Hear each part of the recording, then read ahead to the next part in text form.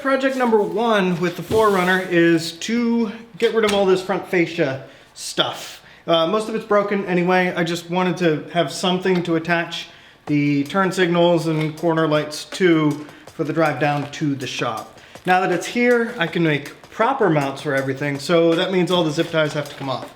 And there are quite a few.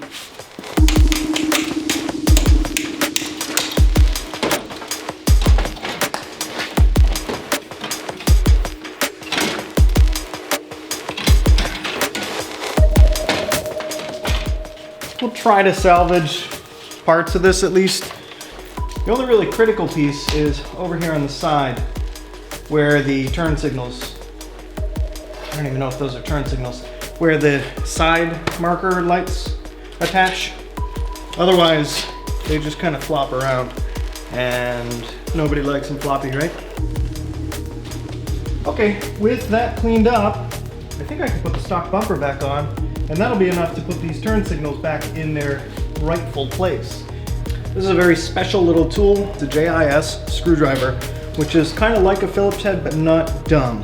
For anything that's a Phillips head, use JIS. That's a wood screw.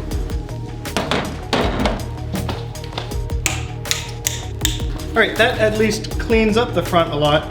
I don't know if I'm gonna be able to use this winch mount. It's a little bit low profile, and if I can't fit a proper Dominator winch on there, it's really not very useful off-road. So I guess we'll see how that works out, and I think I'm gonna take it off for right now and put the stock bumper back on. Wow, that's amazing. There are 2 bolts holding this winch mount on. That wouldn't even be useful for winching. Well,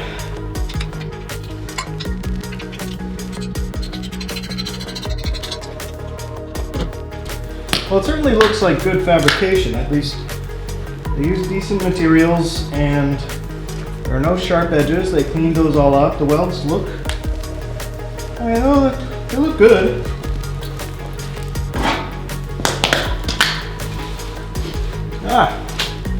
All right. This design is much smarter. It has 2 through bolts, and that'll keep it from pitching and twisting as you push and pull on this. So this would actually be a better winch mount than the other one, even though the other one's much burlier.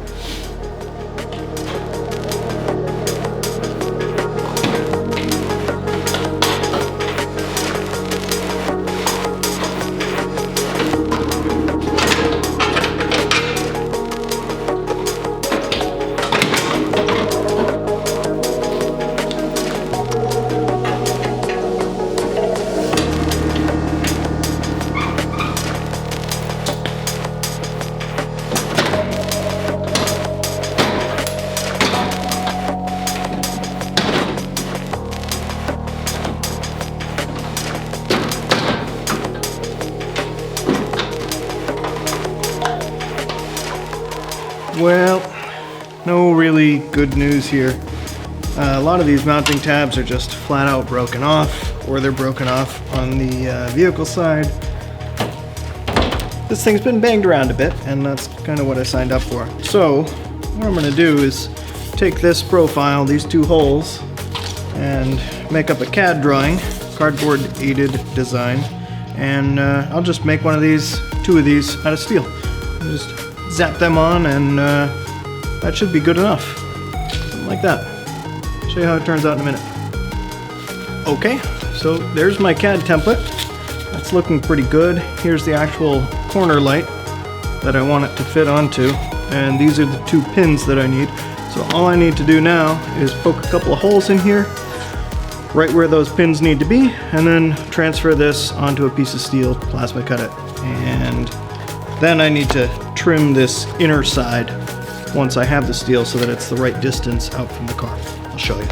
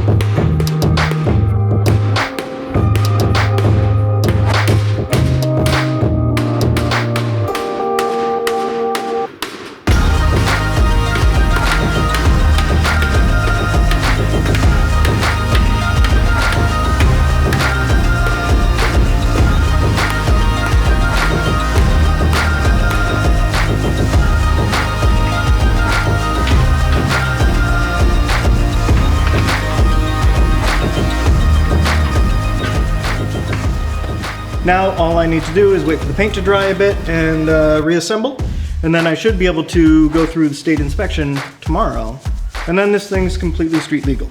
Assuming it passes, I'm gonna plan out my first four-wheel driving weekend camping in a vehicle trip, which is coincidentally how I got into hill climb racing. I just went out camping and there happened to be a hill climb race going on that weekend, and after that I was just hooked. So being able to combine driving and camping is pretty much my favorite thing to do. So I haven't done any four-wheeling before. I think I'm gonna love it, but I won't really know until I try. And I don't think this will be a perfect vehicle for it. It's not gonna be extremely competent, but I think it'll be good enough to have some fun. So, as long as I pass inspection tomorrow, we'll start digging in on that, put together a plan, get some friends together, and pick a place to go driving in the woods. If it doesn't, we're gonna have to address that in the next episode. But either way, thanks for watching, and we'll see you in the next one. Bye, guys.